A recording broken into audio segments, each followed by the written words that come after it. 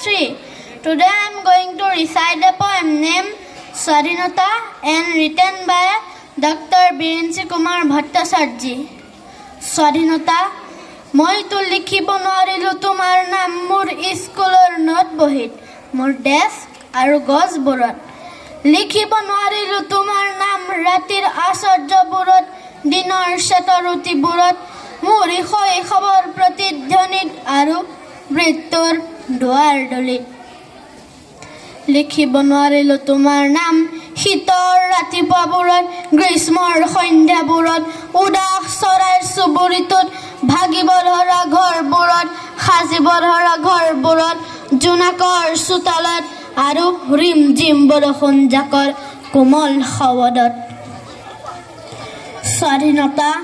লিখিব নোৱাৰিলো মই তোমাৰ নাম বৃন্দাবনত জুম্মা মছজিদত জলিয়ানৱালাবাগত মীনাক্ষীপুৰমত মুৰাদাবাদত দুলিয়াজানত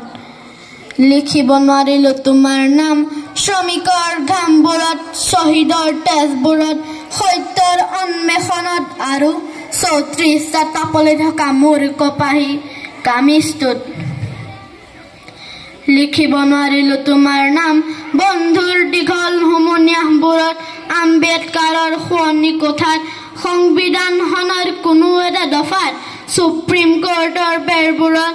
গান্ধীজীৰ উপাসনা কোঠাত মাউণ্ট বেটেনৰ সমাধিৰ ওপৰত আনকি স্বাধীনতা লিখিব নোৱাৰিলো মই তোমাৰ নাম মোৰ দেশৰ তিৰংগ পতাকাখনত যদিহে কাহানী বা কোনো এক শুভ মুহূৰ্ত কোনোবা দৈৱকী মাতৃয়ে প্ৰসৱ কৰে অষ্টম সন্তানৰ স্বাধীনতা মোক জনাবলৈ নাপাহৰিবা কাৰণ সেইদিনাখনেই লিখিম মই তোমাৰ নাম মোৰ দেশৰ অৰণ্য আৰু মৰুভূমিত বালিত আৰু বৰফত উদাস চৰাইৰ কণ্ঠত প্ৰত্যেকটো নৱজাত